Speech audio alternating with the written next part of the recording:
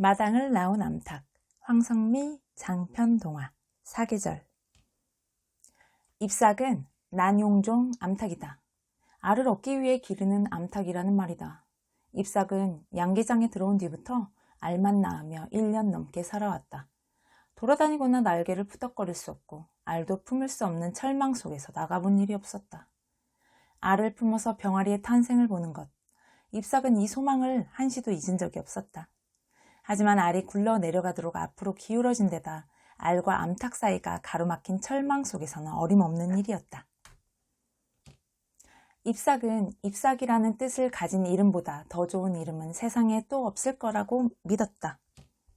잎삭은 아카시아 잎사귀가 부러워서 잎삭이라는 이름을 저 혼자 지어가졌다. 잎삭은 알을 낳지 못했다. 사흘째, 나흘째도 마찬가지였다. 당연했다. 이제는 거의 일어서지도 못할 지경이었으니까. 폐기야, 그만 닭장에서 꺼내야겠는걸? 꺼낸다고? 닭장에서? 잎삭은 벅찬 흥분으로 기다렸다. 알을 낳지 못한 지 2일째 양계장 문이 열리고 주인 부부가 빈 수레를 밀고 들어왔다. 잎삭은 외박기 수레에 던져졌다. 비실거리는 닭들이 같이 실리는 바람에 잎삭은 밑에 깔리고 말았다. 시간이 얼마나 흘렀을까? 잎삭은 몸이 흠뻑 젖은 채 눈을 떴다. 어디에 있는 거지? 내가 죽지 않았나 봐. 넌 죽지 않았어. 빨리 일어나라니까. 거기 누구야? 딴소리 말고 달아나. 서둘러. 잎삭은 비척비척 일어섰다. 맙소사, 이게 다 뭐야? 주변에 수북히 쌓여있는 것들. 잎삭이 밟고 있는 곳은 다름 아닌 죽은 암탉들이었다. 그곳은 죽은 닭을 버리는 구덩이였던 것이다. 어떡하지? 어쩌면 좋아? 그러니까 달아나. 너를 노리는 게 안 보이니 이 멍청한 닭아. 저 눈이 널 보고 있다니까. 그대로 있으면 당하고 말 거야. 잎삭은 목소리를 따라 구덩이 끝으로 갔다. 잎삭은 젖은 몸을 부르르 떨며 앞에 있는 친구를 보았다. 마당 식구인 청둥오리였다. 오리 가족과 달리 초록색과 갈색 깃털이 난 청둥오리. 오리 가족이 무리지어 갈 때 언제나 맨 끄트머리에서 따라가는 데다 잘 어울리지도 못하는 외톨이. 외톨이의 도움을 받게 될 줄은 상상도 못했지만 마당 식구들 가까이서 보고 있으니 닭장을 낳았다는 게 실감났다. 고마워. 날 도와줬구나. 고마워할 거 없어. 저 녀석을 그냥 봐줄 수 없었을 뿐이니까. 녀석이 누군가를 산채로 잡아가는 걸 보면 참을 수 없이 화가 나거든. 저 녀석이 누구야? 족제비. 난 운이 좋았어. 네 덕분이야. 너 같은 암탉은 처음이야. 아우성치기를 잘했어. 청둥오리가 유쾌하게 웃으며 구덩이 쪽을 보았다. 족제비가 아직도 이쪽을 보고 있었다. 잎삭은 청둥오리가 도와주기를 바라며 말했다. 나를 데려가 줄 수는 없니? 어디로? 헛간으로? 사실은 나도 나그네라서. 하지만 너도 암탉이니까. 청둥오리는 잎삭을 데리고 마당 식구들의 보금자리인 헛간으로 갔다. 암탉은 헛간에 들어와도 좋다. 하지만 오늘 밤뿐이야. 어차피 닭장 문도 닫혔으니까 맨 바깥쪽에서 자라. 그리고 내가 새벽을 알리는 즉시 이곳을 떠날 것. 숱하게 말해 모든 것이 결정되었다. 잎삭이 밭에서 아침을 먹을 때였다. 잎삭은 처음으로 닭장이 그리웠다. 그때는 그래도 알을 낳을 수 있었다. 다른 암탉처럼 그랬다면 사는 게 쓸쓸하고 지겹지 않았을걸? 이제는 모르겠어. 내가 뭘 할 수 있을지. 잎삭이 들판을 지나서 찔레 덤불로 거의 다 갔을 때였다. 난데없이 외마디 비명소리가 났다. 꽥! 순간 털이 쭈뼛 곤두섰다. 비명소리가 워낙 짧아서 들판은 금세 조용해졌다. 그런데 뭔가 심상치 않은 게 눈앞을 쓱 지나갔다. 틀림없이 나그네 목소리였어. 그렇게 겁먹은 비명은 처음이야. 잎삭은 온 신경을 곤두세우고 찔레 덤불까지 다가갔다. 그러나 아무것도 보이지 않았다. 세상에, 저게 뭐지? 예쁘기도 해라. 약간 푸른빛이 도는 흰알이었다. 아직 깃털에 쌓이지도 못한 하나의 알. 크고 잘생겼지만 어미가 품었던 흔적은 전혀 보이지 않았다. 누구 알인지 몰라도 그냥 둘 수는 없었다. 따뜻하게 감싸주지 않으면 죽을 것만 같아 마음이 조마조마했다. 어미가 올 때까지만, 그래, 그때까지만이라도. 잎삭은 덤불 속으로 들어가서 조심스레 알 위에 엎드렸다. 난 이제 알을 못 낳아. 말은 안 했어도 사실이야. 하지만 이젠 괜찮아. 알을 품게 됐는걸? 그토록 바라던 걸 이루게 됐잖아. 다행스럽게도 밤이 깊도록 찔레 덤불로 돌아온 어미는 없었다. 아침이 되었다. 잎삭은 알을 깃털 속에 묻어두고 밖으로 나왔다.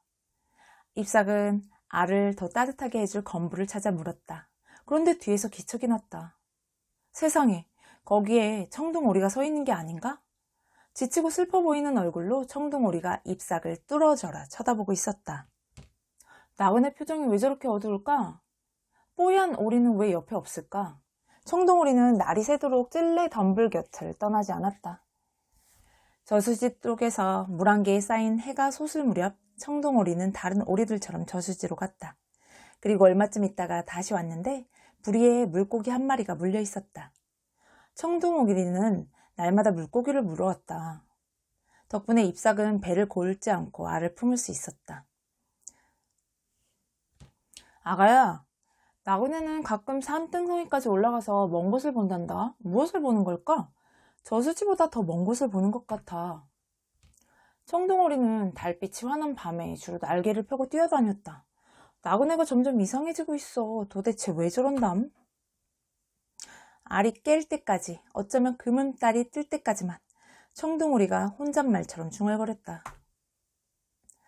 잎삭아, 너는 사려 깊은 암탉이니까 어떻게 하는지 좋을지 알 거야.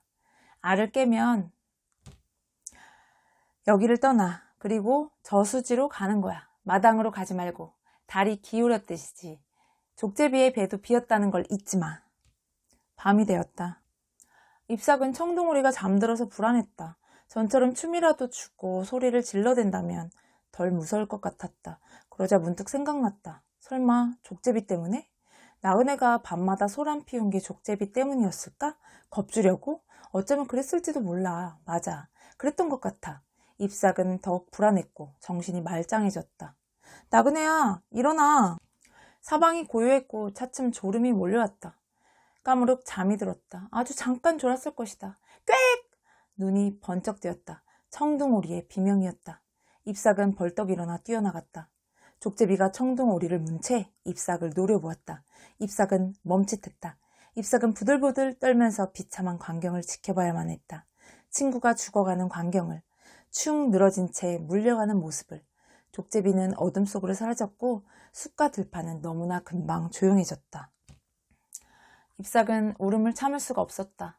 아무 일도 하지 못한 자신이 원망스러웠고 혼자서 버둥거리다 죽어간 친구 때문에 가슴이 아팠다.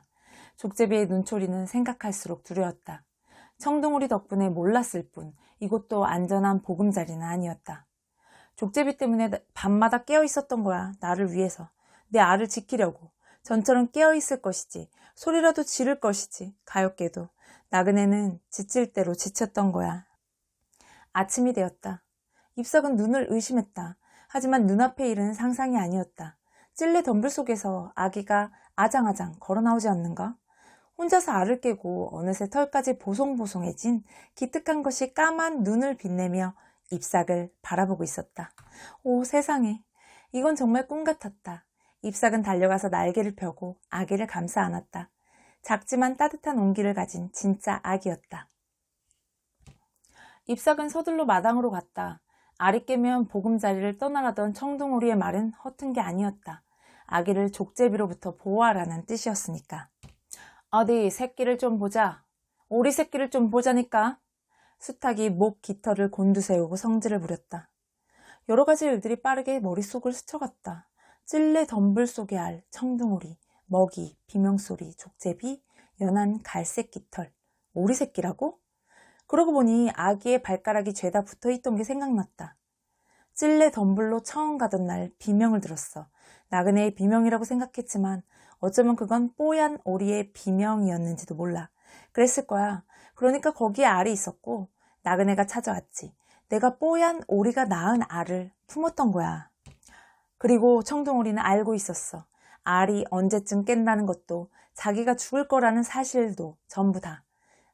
마지막 날 밤 청둥오리는 지쳐서 잠이 들었고 족제비에게 당했다. 청둥오리는 알이 곧 부화할 거라는 사실을 알았기 때문에 조용히 목숨을 내놓은 게 분명했다. 족제비의 배가 차 있는 동안 잎삭이 아기와 함께 보금자리를 떠나기 바라면서 그래서 마당으로 가지 말고 저수지로 가라고 했던 거야. 나그네, 너야말로 훌륭한 아버지야. 내가 어떻게 하면 되겠니? 잎삭도 많은 것을 생각했다. 생각이 뒤엉켜 있기는 해도 분명한 것은 결코 부끄럽지 않다는 사실이었다. 하지만 그게 뭐 어때? 아기도 나를 엄마라고 생각하는걸. 주인 부부가 흐뭇한 표정으로 말을 주고받았다. 그거 참 제법 쓸만하네. 닭장에 넣을까? 아니면 내일 저녁에 탕을 끓여 먹던지. 마음대로 하구려. 그보다는 새끼 오리가 말이야. 어쩐지 야생 오리 새끼 같아. 가두거나 날개 끝을 잘라야 하지 않을까? 잎삭은 소스라치게 놀랐다. 안 돼! 날개 끝을 자르다니. 주인 부부의 말은 잎삭만 들은 게 분명했다. 마당으로 돌아온 게 몹시 후회가 되었다. 청둥오리는 이 모든 사실을 짐작했던 것일까? 날개 밑에서 떨고 있는 아기와 함께 한시바삐 마당을 떠나고 싶었다. 닭장에 갇히기 전에, 아기가 날개를 잘리기 전에. 잎삭은 가만히 일어나 발소리를 죽이며 밖으로 나갔다. 아기도 가만가만 뒤를 따랐다.